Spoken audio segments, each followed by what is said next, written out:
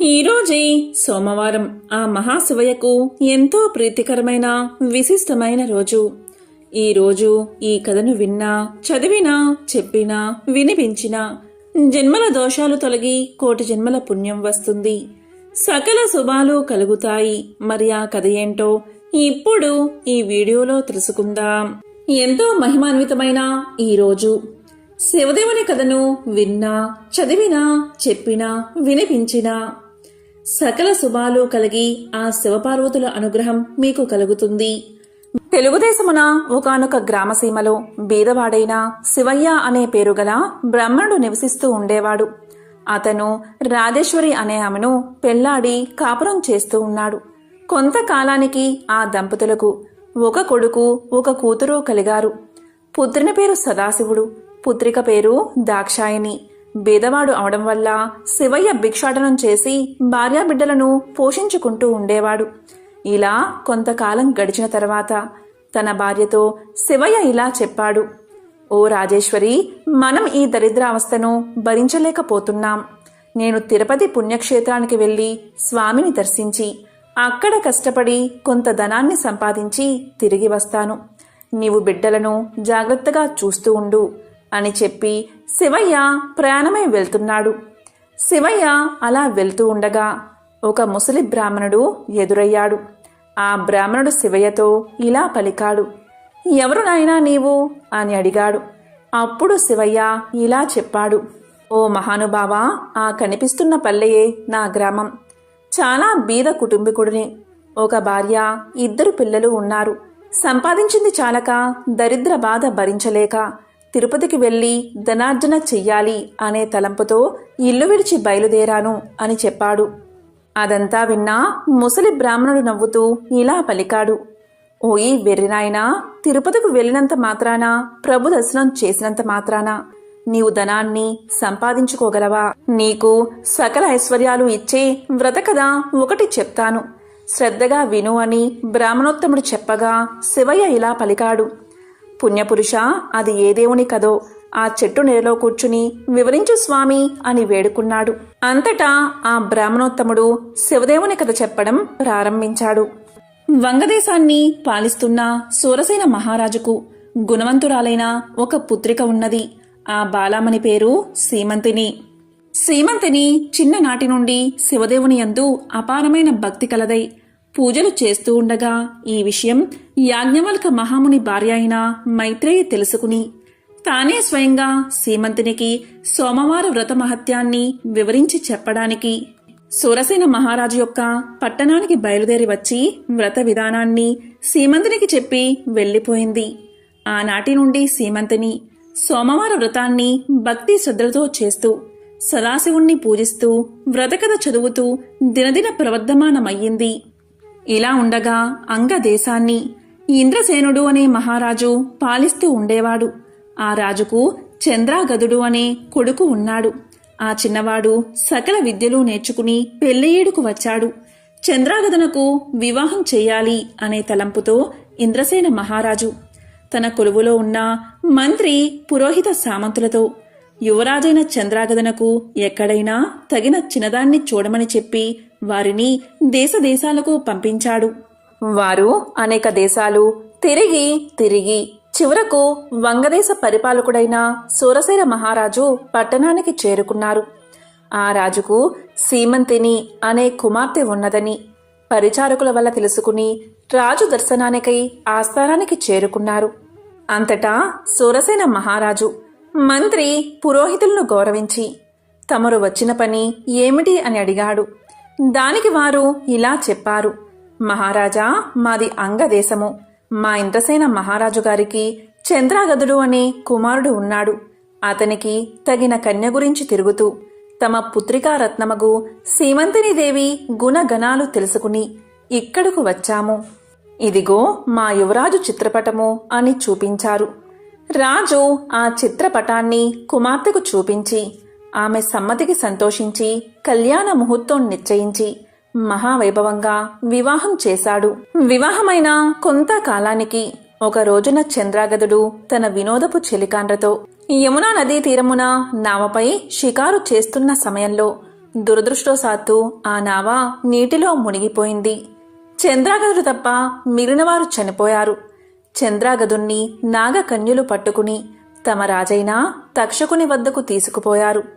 అప్పుడు తక్షకుడు చంద్రాగదుని చూసి, ఇతను ఎవరు, ఇక్కడకు ఎందుకు తీసుకువచ్చారు అని అడగగా నాగకన్యలు ఇలా చెప్పారు, మాకు తెలియదు మహారాజా, నీటి ప్రవాహంలో కొట్టుకుని పోతూ ఉండగా మాకు చిక్కడం వల్ల తమ దగ్గరకు తీసుకువచ్చాము అని సమాధానం చెప్పారు. దానితో తక్షకుడు దివ్య దృష్టి వల్ల చంద్రాగదుని వృత్తాంతం తెలుసుకుని, ఇతడు సామాన్యుడు కాడు, ఇతని ధర్మపత్ని సీమంతిని దేవి శివుణ్ణి ఆరాధిస్తూ సోమవార వ్రత ప్రభావం కల మహాపతివ్రత, అందువల్లే ఇతడు నీటిలో పడిపోయినా ప్రాణాలు విడవక మీకు చిక్కడం వల్ల అతనికి ఏ విధమైన అపాయమూ కలగలేదు అని నాగకన్యలకు చెప్పాడు. ఈ సంభాషణంతా వింటున్న చంద్రాగదుడు భయపడుతూ దిక్కులు చూడసాగాడు. అంత తక్షకుడు చంద్రాగదుని వీపు చరిచి ధైర్యం కలగజేసి తన దగ్గర ఉన్న విలువైన మణులు ఇచ్చి ఆ మణుల యొక్క ప్రభావం కూడా తెలియచేసి భూలోకానికి సాగనంపాడు. అక్కడ సీమంతిని తన భర్త జాడ తెలియనందున నామ ప్రమాదంలో చెలికాండ్రతో పాటు తన భర్త కూడా మరణించి ఉంటాడని తలపోసి పరిపరి విధాలా విచారిస్తూ ఇలా బాధపడింది.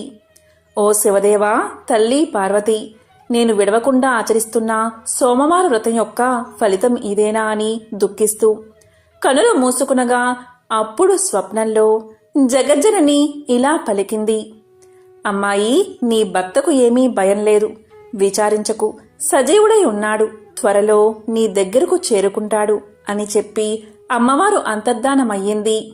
అంతలో సీమంతిని మేల్కొని స్వప్నంలో దేవి చెప్పిన వాక్యాలు వృధా కావని మనస్సులో ధైర్యం చేసుకుని యథాప్రకారంగా సోమవార వ్రతాన్ని చేస్తూ ఉండగా దివ్య ప్రభావం కల మణులతో చంద్రాగదుడు తన దేశానికి తిరిగి వచ్చాడు.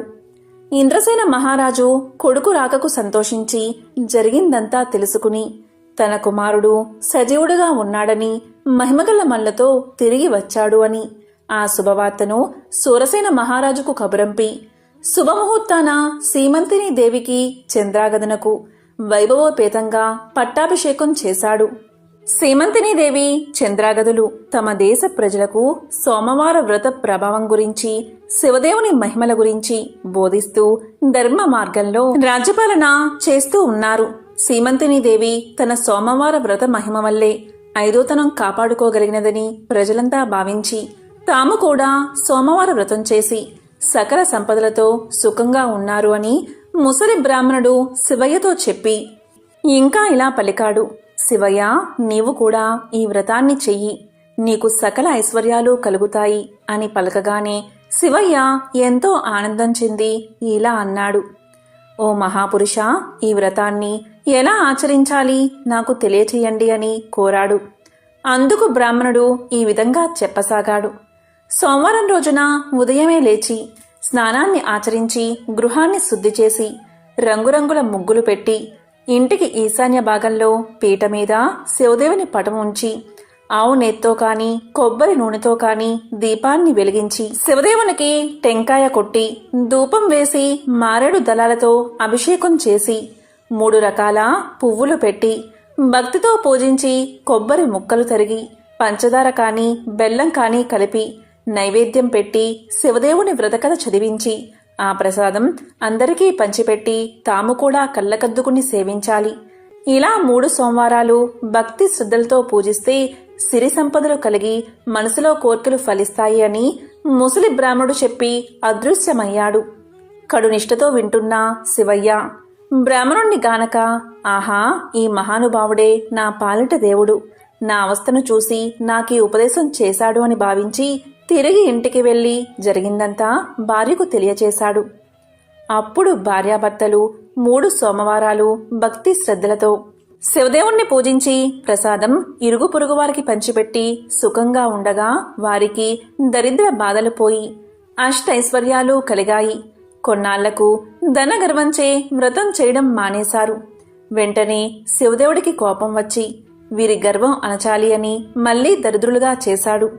దరిద్ర దశలో ఉన్న శివయ్య మరలా యథాప్రకారంగా భిక్షాటనకు ఒక గ్రామానికి వెళ్లి యాచించగా, ఈవేళ మేము శివదేవుని పూజ, సోమవార వ్రతము చేసుకుంటున్నాము. ఇప్పుడు భిక్ష వేయడానికి వీలు లేదు అన్నారు. అయ్యో, సోమవార వ్రతాన్ని మర్చిపోయినందునే మాకీ గతి పట్టింది. చాలా అపచారం చేశాము అనుకుంటూ ఇంటికి వెళ్లి ఈ సంగతి భార్యకు జ్ఞాపకం చేశాడు. ఆమె భర్త మాటలు లెక్క చేయగా మొండిగా మాట్లాడినది. ఇక గత్యంతరం లేక శివయ్య పిల్లలతో నదిలో స్నానం చేసి వచ్చి శివదేవుణ్ణి పూజించి కథ చెప్పుకోవడానికి భార్యను వినడానికి రమ్మని పిలిచాడు. తాను కథ కూడా వినను అని ఆమె చెప్పగాని ఆమె నేత్రాలు కనిపించకుండా పోయాయి. అప్పుడు భర్త అయిన శివయ్య ఇలా పలికాడు. ఓసి పిచ్చిదానా, శివదేవుని పూజ మానావు, కథ కూడా విన్నన్నావు. నేను బీదవాడిని అయిపోయాను, నీవు అందురాలివి అయిపోయావు. కనుక చేసిన తప్పులు క్షమించమని లెంపలు వేసుకో అని గట్టిగా మందలించాడు. వెంటనే భార్య అలాగే చేసి స్నానాన్ని ఆచరించి సోమవార వ్రతాన్ని ఆచరించి ప్రసాదం కళ్ళకొద్దుకుని సేవించింది. వెంటనే కన్నులు కనిపించాయి. పోయిన ఐశ్వర్యం కలిగినది. ఆనాటి నుండి ప్రతి సోమవారం ఆ దంపతులతో పాటే ఆ గ్రామస్తులు కూడా శివదేవుణ్ణి మారేడు దళాలతో పూజిస్తూ సకల ఐశ్వర్యాలతో తులతూగుతున్నారు. కాబట్టి ఈ సోమవార వ్రతము, శివదేవుని పూజ ఎవరు చేస్తారో వారు ఇహమందు సర్వసుఖాలు, పరమందు మోక్షాన్ని పొందుతారు.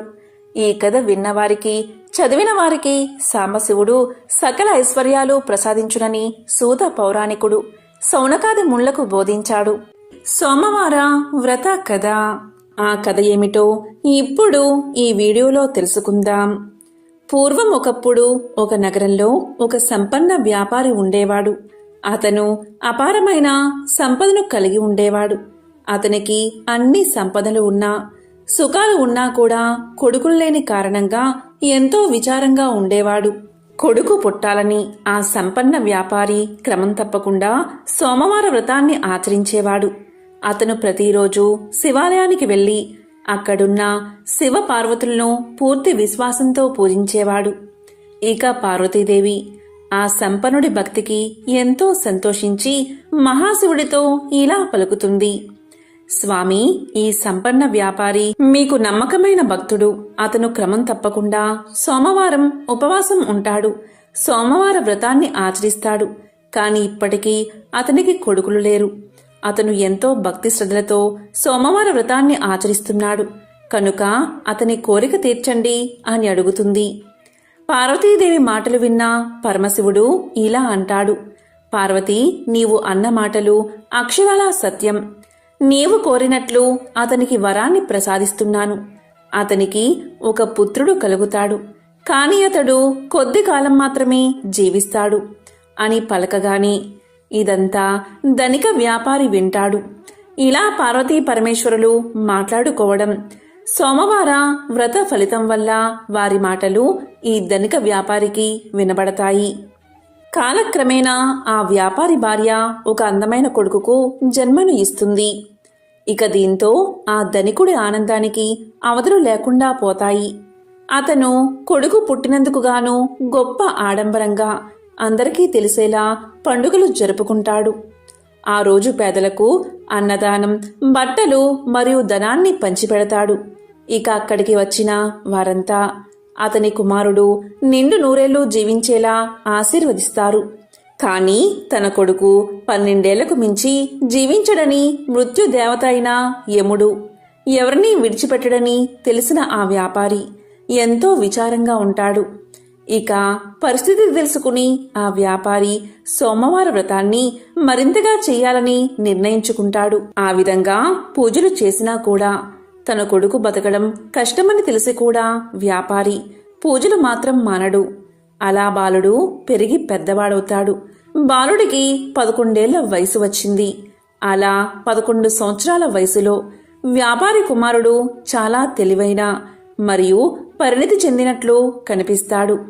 ఇక ఇరుగు పొరుగువారు అందమైన అమ్మాయితో పెళ్లి చేయమని వ్యాపారికి సలహా ఇస్తారు.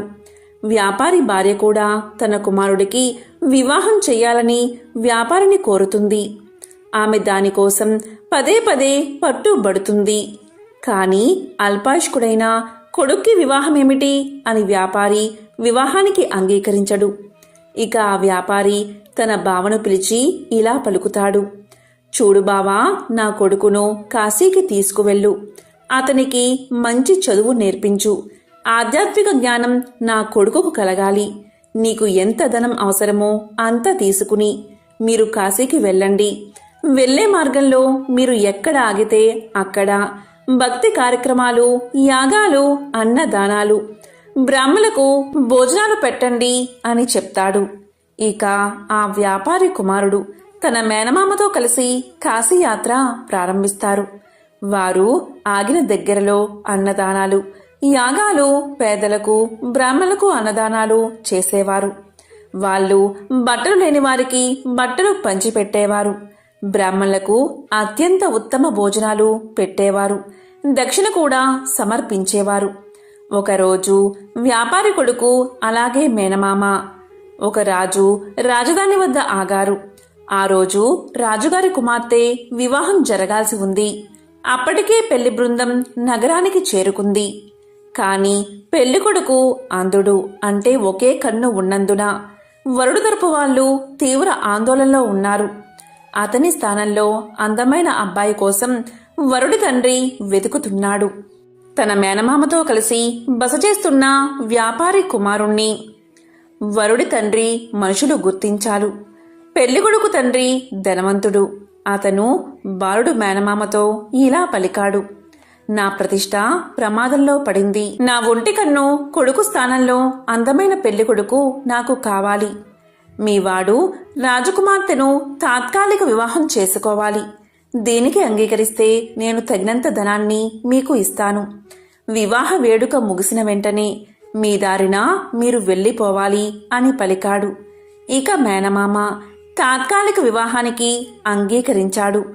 అలాగే తన మేనల్లుణ్ణి ఒప్పించాడు. పెళ్లి ఊరేగింపులో తలపై కవాతుతో అందమైన వరుణ్ణి చూసిన వధువు తరపు వాళ్ళు ఎంతో గొప్పగా చెప్పుకున్నారు. వ్యాపారి కుమారుడు మరియు రాజకుమార్తె అగ్నిగుండం చుట్టూ తిరిగి వివాహం చేసుకున్నారు. వారు బయలుదేరే సమయంలో వ్యాపారి కొడుకు తన వధువు కండువాను తీసుకుని దానిపై ఇలా రాశాడు. ఇప్పుడు మనం భార్యాభర్తలం.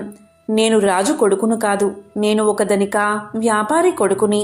నేను ఆధ్యాత్మిక విద్య కోసం కాశీకి వెళ్తున్నాను. నీ నిజమైన వరుడు గుడ్డివాడు. అతనికి ఒక కన్ను లేదు అని రాశాడు. కండువాపై ఏదో సందేశం రాయడం రాజకుమార్తె గమనించింది. కాని ఆ సమయంలో ఆమె దాన్ని చదవలేకపోయింది. పెళ్లి బృందం బయలుదేరబోతున్నప్పుడు వధువు ఆ సందేశాన్ని చదివింది. అసలు విషయం తెలిసి కంగు తిన్నది. అప్పటికే ఆ వ్యాపారి కొడుకు వెళ్లిపోయాడు. ఒంటి కన్ను పెళ్లి కొడుకుతో పాటు వెళ్లేందుకు రాజకుమార్తె నిరాకరించింది. ఇక పెళ్లి బృందం వధువు లేకుండానే తిరిగి తమ రాజ్యానికి వెళ్లిపోయింది. ఇక వ్యాపారి కొడుకు కాశీకి చేరుకుని ఆధ్యాత్మిక అధ్యయనానికి పూర్తిగా అంకితమయ్యాడు. అతని మేనమామ శివుడి పేరు మీద భక్తి కార్యక్రమాలు ఏర్పాటు చేసి తన సోదరి కుమారుడి శ్రేయస్సు కోసం ప్రతిరోజు విరాళాలు ఇచ్చేవాడు. ఇలా ఉండగా అతనికి 12 ఏళ్లు వచ్చాయి. 12వ సంవత్సరం చివరి రోజున వ్యాపారి కుమారుడికి ఛాతిలో నొప్పి పుట్టింది.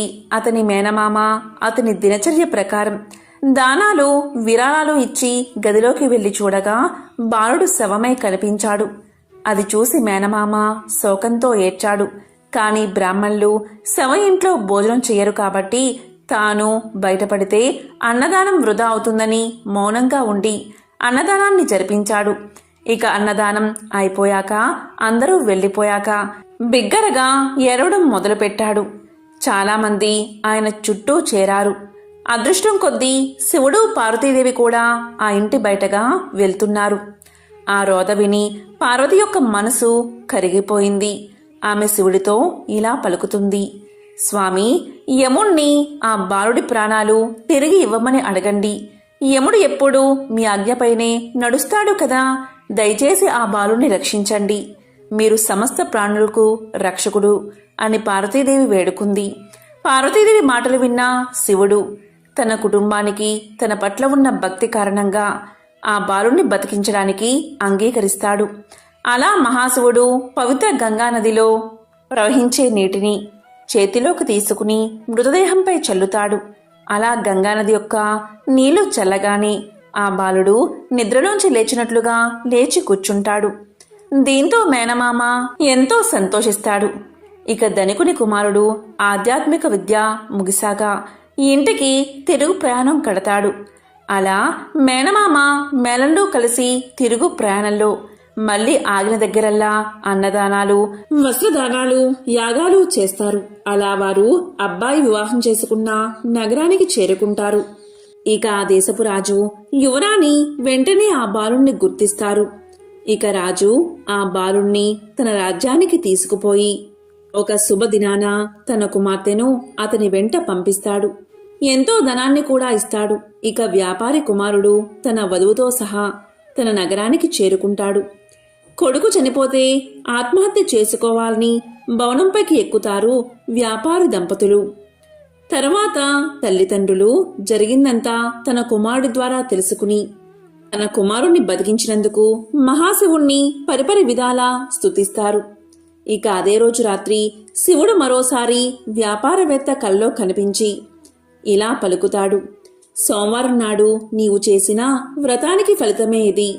అందుకే నీ కుమారుణ్ణి నిండు నూరేళ్లు బతికేలా వరాన్ని ప్రసాదించాను అని పలుకుతాడు మహాశివుడు. దీంతో వ్యాపారి ఎంతో సంతోషిస్తాడు. అలా వారు కలకాలం ఆనందంగా జీవిస్తారు. ఎంతో విశేషమైన పవిత్రమైన ఈ కథను ఎవరైతే ఈ రోజు వింటారో, లేక చదువుతారో, లేక చెప్తారో, లేక వినిపిస్తారో వారి జన్మల పాపాలు తొలగి కోటి జన్మల పుణ్యం వస్తుంది. తిరుగులేని రాజయోగం పడుతుంది. ఇక వారింట్లో అన్నీ శుభాలే కలుగుతాయి. మహాశివుడి విశేషతను తెలిపే మరొక కథను ఇప్పుడు తెలుసుకుందాం. పూర్వకాలంలో ఒకానొక గ్రామంలో ఒక నిరుపేద కుటుంబం ఉండేది. ఆ పేద దంపతులకు 2 కుమార్తెలు, 1 కుమారుడు ఉన్నారు. వారి కుటుంబం జరుగుబాటు కూడా చాలా దుర్భరంగా ఉండడం వల్ల పెద్దవాళ్లైన 2 కుమార్తెలు అడవికి వెళ్లి కట్టెలు ఏరుకుని వచ్చి వాటిని గ్రామంలో అమ్మి కుటుంబ పోషణ కొనసాగిస్తూ ఉండేవారు. ఇలా కాలం గడుస్తూ ఉండగా ఒకనాడు ఆ అక్కా చెల్లెళ్ళు పుల్లలు ఏరుకుని గ్రామానికి వస్తూ ఉండగా పొలిమేరలోని ఒక ఇంట్లో ఏదో పూజ చేయడం చూసి ప్రసాదం తెచ్చుకోవాలని అక్కడకు వెళ్తారు. అక్కడ జరిగే పూజా కార్యక్రమం చూసి ముచ్చటపడి ఆ అమ్మాయిలిద్దరూ పూజ గురించి, చేసే విధానం గురించి ఇంటి యజమాన్ని అడిగి తెలుసుకుంటారు. ఇక ప్రసాదం తీసుకుని ఇంటికి వెళుతున్న వాళ్లకు ఆ పూజ తాము కూడా చేసుకోవాలన్న ఆశ కలుగుతుంది. ఒక చెట్టు మొదట తమ గంపలు దింపి అక్కడ శుభ్రం చేసి మర్రి ఆకులు, మర్రిపళ్ళు, పత్రి పోగు చేసుకుని వచ్చి నువ్వే మా దేవుడివి అని అక్కడ గల ఒక రాతిని ఆ చెట్టు మొదట్లో పెట్టి పూజ చేసి, స్వామి ఇవే తమలపాకులు, ఇవే వక్కలు, ఇవే పళ్ళు అని మర్రి ఆకులను, మర్రి పళ్ళను, మర్రి ఊడలను పెడతారు. ఇవే తోరాలు అనుకోమని మర్రి ఊడలను స్వామి ముందు పెట్టి భక్తితో పూజ చేస్తారు ఆ అక్కా చెల్లెళ్ళు. తరువాత వారు ఇంటికి బయలుదేరుతూ తమ తమ గంపలను నెత్తిన ఎత్తుకోబోగా వాటిలోని పుల్లలన్నీ బంగారు పుల్లలుగా మారిపోతాయి. వారు ఆనందంతో ఇంటికి వెళ్లి తల్లిదండ్రులకు జరిగిందంతా చెప్తారు. ఆ పుల్లలు అమ్ముకుని శ్రీమంతులు అయిపోతారు. సిరి సంపదలు పెరిగిన ఆ సుందరాంగులను తూర్పు నుంచి ఒక మహారాజు వచ్చి, పెద్దామెను పడమర నుంచి ఒక మహారాజు వచ్చి చిన్నామెను వివాహం చేసుకుంటారు. ఆ అక్కా చెల్లెలిద్దరూ వారి వారి రాజ్యాలకు వెళుతూ భక్తి శ్రద్ధలతో ప్రతి సంవత్సరం కార్తీక మాసంలో ఈ నోము నోచుకోమని చెప్పి వెళ్తారు. వారిద్దరూ ఆ ప్రకారం తమ రాజ్యాలలో నోము నోచుకుంటూ కాలం గడుపుతూ ఉంటారు. ఇక కుమారుడు పెరిగి పెద్దవాడవుతాడు. ఇక తల్లి కార్తీక నోమును భారీగా చెయ్యాలని సంకల్పం చేసుకుంటుంది. ఇక పాత తోరాలు తీసి పెరట్లో కాకరపాదు మీద విసిరేస్తుంది. వాటి స్థానంలో బంగారు తోరణాలు చేస్తుంది. నవకాయ పిండి వంటలతో గారెలు, బూరెలు, వీటితో భోజనాలు ఏర్పాటు చేస్తుంది. ఇక గ్రామస్తులంతా తల్లి కొడుకులను ఎంతగానో ప్రశంసిస్తారు. ఇక తోరాన్ని ఎప్పుడైతే ఆమె కాకర పాదు మీద విసిరేసిందో అప్పట్నుంచి ఆ మహాశివుడి కరుణ మందగిస్తుంది. ఏడాదికేడాదికి వారి సిరి సంపదలు తొలగి పేదరికం దాపరిస్తుంది. తినడానికి తిండిలేని దుస్థితి కలుగుతుంది. ఏ పని చెయ్యాలన్నా జరగకపోగా కష్టాలు ఎదురవుతాయి. ఆ తోరం ఎప్పుడైతే కాకర పాదు మీద విసిరేసిందో ఆ కాకరకాయల్లో బంగారం నిండుకుంటుంది. కాని ఇంట్లో వారు అది గ్రహించరు. ఒకసారి తల్లి పెరట్లో ఇరగకాసిన కాకర పాదును చూసి కొన్ని కాయలు కోసి కొడుకు ఇచ్చి అంగడికి వెళ్లి చారెడు నూకలు, పప్పు, ఉప్పు తీసుకురమ్మని పంపిస్తుంది. కొడుకు అవి తీసుకువెళ్లి షావుకారు అంగడి ముందు నిల్చుంటాడు. ఎంతసేపటికి ఆ షావుకారు కొడుకుని చూడడు. తరువాత షావుకారు అతన్ని చూసి ఏమిటి తీసుకొచ్చావు అని ప్రశ్నిస్తాడు. దానికి కొడుకు ఇలా పలుకుతాడు, అయ్యా, ఈ కాకరకాయలు తీసుకుని బియ్యం ఇప్పించండి. మీ పేరు చెప్పుకుని ఈ పూటకు ఇంత గంజి తాగుతాము అని పలుకుతాడు. దానికి షావుకారు ఇలా అంటాడు, అలానా, మీకు దారపోయడానికి మాకు ఊరికే వచ్చినా సిరి సంపదలు ఏమీ లేవు, వెళ్ళిపో అని కసురుకుంటాడు. కాని ఆ బాలుడు బతిమాలడగాని ఇక ఇతను వదిలేలా లేడు అని దోసెడు బియ్యం పప్పు ఇప్పించి పంపిస్తాడు షావుకారు. ఆ పూటకు వారు ఆకలి తీర్చుకుని మరుసటి రోజు మరికొన్ని కాయలు కోసి మరో అంగడికి వెళ్లి అమ్ముకుని రమ్మని పంపిస్తుంది తల్లి. దాంతో కొడుకు ఆ కాకరకాయలు పట్టుకుని అంగడి వీధికి వెళ్తున్నప్పుడు షావుకారు అతన్ని ఆపి, ఏమి కావాలంటే అవి ఇస్తాను, రోజూ కాకరకాయలను నాకే ఇవ్వాలని చెప్పి బియ్యం ఇచ్చి పంపిస్తాడు. ఆ షావుకారుకు ఎందుకు అలా దయ కలిగింది అంటే ముందు రోజు తాను తీసుకున్న కాకరకాయలు కూర చేసే నిమిత్తం వాటిని కొయ్యగాని వాటిల్లో నుండి బంగారు ముద్దలు రాలిపడతాయి. ఆ కాకరకాయలు మరెవరికీ దక్కకూడదని ఆ షావుకారు ఎంత ఇవ్వడానికైనా సిద్ధపడతాడు. అలా రోజు కుర్రవాడి దగ్గర కాకరకాయలు కొంటూ ఉండేవాడు షావుకారు. ఇలా ఉండగా కొన్ని రోజులకు ఆ చెట్టుకున్న కాకరకాయలు అయిపోయాయి. ఆ షావుకారు చిల్లిగవ్వ కూడా ఇవ్వడం మానేశాడు.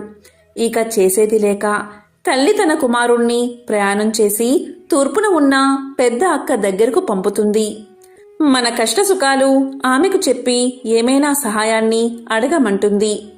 దాంతో కొడుకు అక్కగారింటికి చేరుకుని నౌకర్లు లోపలికి వెళ్లనివ్వకపోతే అక్కడే ఉండగా తల ఆరబోసుకోవడానికి మేడ మీదకు వచ్చిన అక్కగారు తమ్ముణ్ణి చూసి లోపలికి తీసుకువెళ్తుంది. అక్కగారికి ఇంటి పరిస్థితులన్నీ తెలియజేస్తాడు తమ్ముడు. దాంతో అక్కగారు ఒక గుమ్మడికాయను తొలిపించి అందులో వరహాలు పోసి తమ్ముడి చేతికి ఇచ్చి దానిని అమ్మకు ఇవ్వవలసిందిగా చెప్పి పంపుతుంది. అలా తిరిగి వస్తూ తమ్ముడు అక్కగారి ఇచ్చిన సద్ది తినాలని ఆ గుమ్మడికాయను నేల మీద పెట్టి చద్దన్నం తింటూ ఉంటాడు. అంతలో ఎక్కడ్నుంచో ఒక పెద్ద గద్దె వచ్చి ఆ గుమ్మడికాయను తన్నుకుపోతుంది. చేసేది లేక ఒత్తి చేతులతో ఇంటికి వెళ్లడం ఇష్టం లేక పడమర ఉన్న చిన్న అక్కగారి ఇంటికి వద్దకు వెళ్తాడు తమ్ముడు. అక్కడ చిన్నక్క నౌకరి వాళ్ళ వల్ల తమ్ముడి రాక గురించి విని బయటకు వచ్చి తమ్ముణ్ణి లోపలికి తీసుకువెళ్తుంది. కష్టసుఖాలు అడిగి తెలుసుకుంటుంది. వెంటనే ఆమె ఒక చెప్పుల జతలో వరహాలు పెట్టి కుట్టించి దాన్ని ఎక్కడా విడవక తిన్నగా ఇంటికి వెళ్ళమని చెప్పి పంపుతుంది. ఆ అక్క ఏమీ ఇవ్వలేదు, ఈ అక్క ఏమీ ఇవ్వలేదు అని బాధపడుతూ ఇంటికి బయలుదేరతాడు కొడుకు. ఎండ తీవ్రతకు అతనికి బాగా దాహం వేస్తుంది. వెంటనే అతను కొంచెం మొహం కడుక్కుని మంచినీళ్లు తాగాలని నిర్ణయించుకుంటాడు. అక్కగారు ఆ చెప్పుల జతను ఎక్కడా విడవద్దని చెప్పడం వల్ల చెప్పులతోనే చెరువులోకి దిగుతాడు అతను.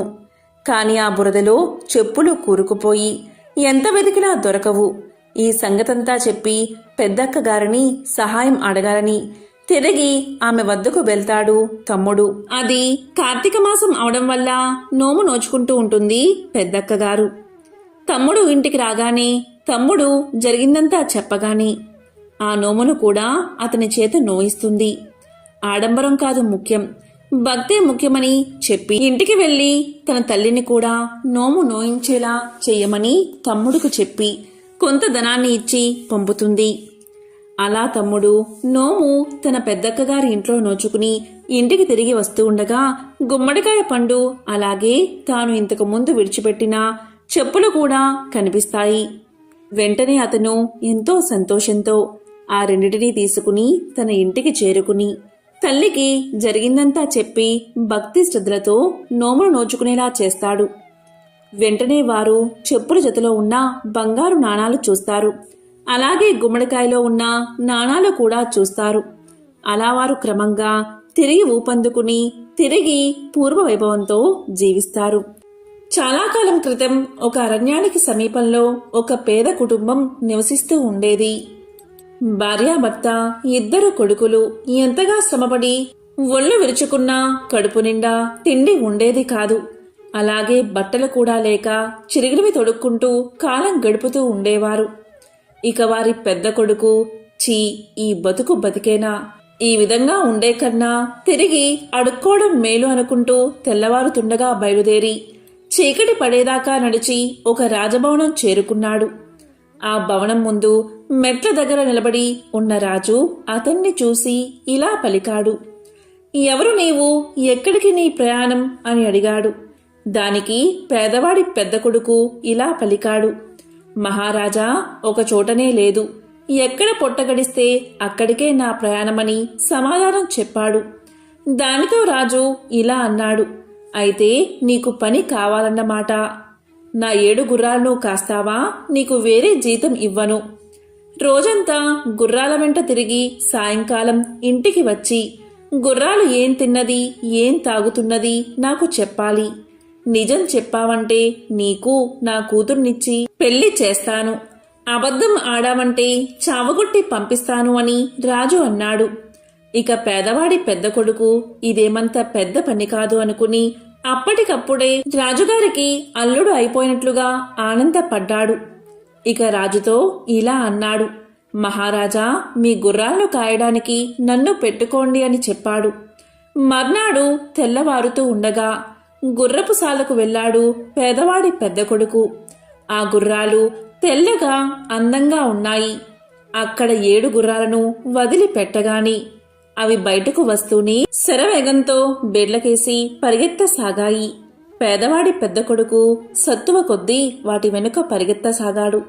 గుర్రాలు ఎక్కడా ఆగకుండా కొండల పక్కగా పరిగెత్తసాగాయి. పోయిన కొద్దీ వాటి వేగం పెరుగుతుందే కాని ఏమాత్రం తగ్గడం లేదు. ఎక్కడ చూసినా బోరెడంతా పచ్చగడ్డి ఉన్నా కూడా అవి మేయడానికి ఆగట్లేదు. కొండల దాకా వచ్చేసరికి పేదవాడి పెద్ద కొడుకు ఇక పరిగెత్తలేకపోయాడు. అతని శరీరమంతా చెమటతో తడిసిపోయింది. ఆయాసం వచ్చింది. కాళ్ళు తడబడుతున్నాయి. కొండ కింద ఒక గుడిసెలో కూర్చుని రాట్నం తిప్పుతున్న ఒక వృద్ధురాలు ఇలా పలికింది. రాబాబూ, ఇలా రా, నీ చెమట తుడుస్తాను అని ప్రేమగా ఆహ్వానించింది. అతను ఆశ్చర్యపడుతూ వృద్ధురాలకేసి చూసి గుర్రాల కోసం చూసే లోపుగా అవి ఎటో వెళ్లిపోయాయి. ఇక వాటిని అందుకునే ఆశలేదని నిశ్చయించుకుని పేదవాడి పెద్ద కొడుకు వృద్ధురాలి గుడిసెలోకి ప్రవేశించాడు. అప్పుడు వృద్ధురాలు అతని ఒంటిమీద చెమటంతా తుడిచి కాస్త గాలి విసిరి జుట్టు దువ్వి ఉపచారాలు చేసింది. కాస్త విశ్రాంతి పొందిన తర్వాత అతను లేచి నిలబడి, ఇక మా ఇంటికి పోతాను. రాజుగారి దగ్గరకు వెళ్లడం వృధా. వెళ్తే రాజుగారు గుర్రాలు ఏం తిన్నాయి, ఏం తాగాయి అని నన్ను అడుగుతారు. చెప్పలేకపోతే చావగొట్టి పంపిస్తారు. ఇంతోటి దానికి అక్కడకు వెళ్లడం దేనికి అని పలికాడు. ఆ మాటలకు వృద్ధురాలు, ఈ మాత్రానికి భయపడతావేంటి బాబూ, ఎక్కడైనా గుర్రాలు గడ్డి తిని నీళ్లు తాగుతాయి. రాజుగారితో ఆ మాటే చెప్పు అని సలహా ఇచ్చింది వృద్ధురాలు. ఇక సాయంకాలం అయ్యాక గుర్రాలు తిరిగి వచ్చేదాకా పేదవాడి పెద్ద కొడుకు వృద్ధురాలి గుడిసెలోనే ఉండి వాటి వెనకాలే రాజభవనానికి చేరుకున్నాడు. వారిని చూస్తూనే రాజు ఇలా పలికాడు. గుర్రాలను జాగ్రత్తగా కాచావా, అవి ఏం తిన్నాయి, ఏం తాగాయి అని అడిగాడు. దానికి పేదవాడి పెద్ద కొడుకు ఇలా చెప్పాడు. మహారాజా, గుర్రాలు గడ్డి తిని నీళ్లు తాగాయని చెప్పాడు. ఇక రాజు వాడిని పట్టుకుని చావబాది కొట్టి పంపించండి అని కోపంగా భటులను ఆజ్ఞాపించాడు. వృద్ధురాలి సలహా విన్నందుకు ఉళ్లంతా ఊనం చేయించుకుని పేదవాడి పెద్ద కొడుకు సగం ప్రాణంతో ఇంటికి చేరుకున్నాడు. ఇక పెద్ద కొడుకు తిరిగి రాగానే చిన్న కొడుకు తన పొట్ట తాను పోసుకుంటానని ఇంటి నుంచి బయలుదేరాడు. అతను కూడా ఒక రోజంతా నడిచి చీకటి పడే వేళకు రాజభవనం చేరుకున్నాడు. రాజు తన గుర్రాలు కాయమని అవి ఏం తిన్నాయో ఏం తాగాయో చెప్పమని నిజం చెప్తే తన కూతుర్నిచ్చి పెళ్లి చేస్తానని, అబద్ధం చెప్తే చావగొట్టి పంపిస్తానని చెప్పాడు. అందుకు పేదవాడి చిన్న కొడుకు కూడా సిద్ధపడ్డాడు. మర్నాడు తెల్లవారుతూ ఉండగానే గుర్రాలను వదిలారు. అవి పరిగెత్తసాగాయి. చిన్నవాడు వాటికంటే ముందే పరిగెత్తుతూ రండి, నాతో కలిసి పరిగెత్తండి అని వాటిని ఆహ్వానించాడు. గుర్రాలు కొండ ప్రాంతానికి చేరేసరికి చిన్నవాడు పరిగెత్తుతూనే ఉన్నాడు. అతనికి పరిగెత్తడం వల్ల చెమటలు కారుతున్నాయి. కానీ పరుగు మాత్రం మానలేదు. ఇంతలో గుడిసెలో ఉన్న వృద్ధురాలు, రా బాబూ రా, చెమట తుడుస్తాను అని ఆహ్వానించింది. దానికి చిన్నవాడు, నేను నీకు చిక్కితేనే కదా అని అంటూ గుర్రాలతో సమానంగా పరిగెత్తసాగాడు. కానీ గుర్రాలు ఇక అతన్ని దాటిపోయేటట్లు కనిపించాయి. దీంతో చిన్నవాడు అన్నిటికన్నా వెనుక ఉన్న గుర్రం జూలు పట్టుకుని ఎగురుతూ దానిమీద కూర్చుని ఉన్నాడు. ఆ గుర్రాలు చాలా దూరం పరిగెత్తి ఒక దట్టమైన అరణ్యం మధ్య ఉన్న ఒక దేవాలయ ప్రాకారం వద్దకు వెళ్లి నిల్చున్నాయి. అదే వాటి గమ్యస్థానమని గ్రహించిన చిన్నవాడు తాను ఎక్కిన గుర్రం నుండి కిందకు దిగి ఆలయ ప్రాంగణం వైపు నడిచాడు. గుర్రాలు ఒక్కొక్కటిగా ఆలయ ప్రాంగణంలోకి అడుగు పెట్టగానే అందమైన యువకులుగా మారిపోయాయి. ఈ వింత పరివర్తన చూస్తూనే చిన్నవాడు ఆశ్చర్యపోయాడు. ఆ యువకుల్లో ఒకడు పేదవారి చిన్న కొడుకును దగ్గరకు పిలిచి తమ విషయం ఇలా చెప్పాడు. మేము 7 రాజుగారి కొడుకులం. మా నాన్న నీకిచ్చి పెళ్లి చేస్తానన్నది మా చెల్లెల్ని. దారిలో నిన్ను పిలిచిన ముసలిది మంత్రగత్తె. తన మంత్రశక్తితో మమ్మల్ని ఇలా మాయ చేసింది. దాని మంత్రం ఈ ఆలయ ఆవరణలో అస్సలు పనిచేయదు. అందుచేత పగలు సాధ్యమైనంతసేపు మనుషులుగా ఉంటాం. మనుషులు తినే తిండే తింటాం. మనుషులు తాగే పానీయాలే తాగుతాం. మేమేమి తింటామో ఏమి తాగుతామో నువ్వే చూస్తావు కనుక ఆ సంగతి మా నాన్నకు చెప్పు. అలా చెప్పగానే ఆయన మా చెల్లెల్ని నీకిచ్చి వివాహం చేస్తాడు. ఆ తరువాత నీ వల్ల మాకు ఒక ఉపకారం కావాలి. ఈ గుడి గర్భగుడిలో ఒక కత్తి ఉంది. అది మంత్రపూరితమైన కత్తి. నీవు దాన్ని తీసుకుని మాతో పాటు ఇంటికి వచ్చి రాత్రి మేము గురుపుశాలలో కట్టి ఉన్నప్పుడు ఆ కత్తితో మా తలలు నరికేయి. దాంతో మాకు ఈ గుర్రాల రూపం పోయి మనిషి రూపం శాశ్వతంగా వచ్చేస్తుంది. ఈ మాటలు చెప్పి పెద్ద రాజకుమారుడు పేదవాడి చిన్న కొడుకును గర్భగుడిలోకి తీసుకుపోయి ఒక మూల ఆనించి ఉన్న కత్తిని చూపించాడు. చిన్నవాడు దానిని 2 చేతులా పట్టుకుని తేలికగా ఎత్తలేకపోయాడు. అది చాలా బరువుగా ఉంది. ఇక రాజుగారి పెద్ద కొడుకు పేదవాడి చిన్న కొడుకుతో ఇలా పలికాడు. గర్భగుడిలో ఒక గంట ఉంది. అందులో ఉంది మంత్రజలం. దాన్ని 3 గుక్కలు తాగమని రాజకుమారుడు పలికాడు. ఇక పేదవాడి చిన్న కొడుకు ఆ నీటిని 3 చుక్కలు తాగి ఒక చేత్తోని కత్తిని పట్టుకుని తేలికగా ఎత్తగలిగాడు. తరువాత రాజకుమారులు ఆ గుడి ఆవరణలోనే వంట చేసుకున్నారు. వంటకు కావలసిన సమస్త పదార్థాలు గుడిలో ఒక పక్కన ఉన్నాయి. రాజకుమారులతో పాటు పేదవాడి చిన్న కొడుకు కూడా భోజనం చేశాడు. సూర్యాస్తమయం కాబోయేదాకా వారంతా గుడిలో విశ్రాంతి తీసుకుని ఇంటికి బయలుదేరారు. గుడి దాటి బయటకు రాగానే రాజకుమారులు యథాప్రకారం గుర్రాలుగా మారిపోయారు. పేదవాడి చిన్న కొడుకు కత్తితో సహా ఒక గుర్రంపైన ఎక్కాడు. అతను గుర్రాలతో తిరిగి వచ్చేటప్పుడు ముసలిది చిన్నవాడిని చూసి కళ్ళల్లో నిప్పులు రాలుస్తూ అతన్ని బెదిరించింది. ఇక పేదవాడి చిన్న కొడుకు రాజుగారి భవనం చేరుకోగానే రాజు ఇలా అన్నాడు. గుర్రాలను సరిగ్గా కాచావా అని అడిగాడు. దానికి పేదవాడి చిన్న కొడుకు, మహారాజా కాచాను. కాస్తాను అన్నప్పుడు కాయకుండా ఉంటానా అన్నాడు. అయితే ఏం తిన్నాయి, ఏం తాగాయి అని రాజు ప్రశ్నించాడు.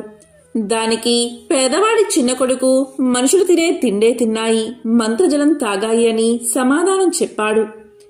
దాంతో రాజు సంతోషించి, ఈ మాట చెప్పగలవాడు ఒక్కడు కూడా లేడు కదా, నేను అన్న ప్రకారం నా కూతుర్నిచ్చి నిన్ను అల్లుణ్ణి చేసుకుంటాను అని రాజు అన్నాడు. ఆ రాత్రి అందరూ పడుకున్నాక పేదవాడి చిన్న కొడుకు కత్తి తీసుకుని గుర్రపు శాలలోకి వెళ్ళాడు. కాని గుర్రాల మెడలు నరకాలంటే అతనికి చేతులు రాలేదు. చివరకు శాసించి ఒక గుర్రం మెడ నరికేశాడు. వెంటనే దాని స్థానంలో ఒక రాజకుమారుడు నిలబడ్డాడు. ఆ తరువాత అతను ధైర్యంగా అన్ని గుర్రాల మెడలు నరికేశాడు. దీంతో 7 రాజకుమారులు మంత్ర విముక్తిని పొందారు. తన కొడుకులు తిరిగి పుట్టినట్లుగా రాజు చాలా సంతోషించాడు. రాజకుమార్తె ఎంతో కాలానికి తన అన్నల్ని చూసి ఆనంద బాష్పాలు రాల్చింది. ఆమెకు పేదవాడి చిన్న కొడుకుకు పెళ్లి నిశ్చయించారు. చిన్నవాడు తన తల్లిదండ్రులను అన్నను పిలిపించి వారిని కూడా రాజభవనంలో ఉంచాడు. పెళ్లి చాలా వైభవంగా జరిగింది. అటు తర్వాత అందరూ కూడా ఎంతో సుఖంగా జీవించారు. ఎంతో పవిత్రమైన విశేషమైన ఈ కథను ఈరోజు విన్నా, చదివినా, చెప్పినా, వినిపించినా జన్మల పాపాలు తొలగి కోటి జన్మల పుణ్యం వస్తుంది. ఆ లక్ష్మీనారాయణల శివపార్వతుల అనుగ్రహం తప్పకుండా మీకు కలుగుతుంది.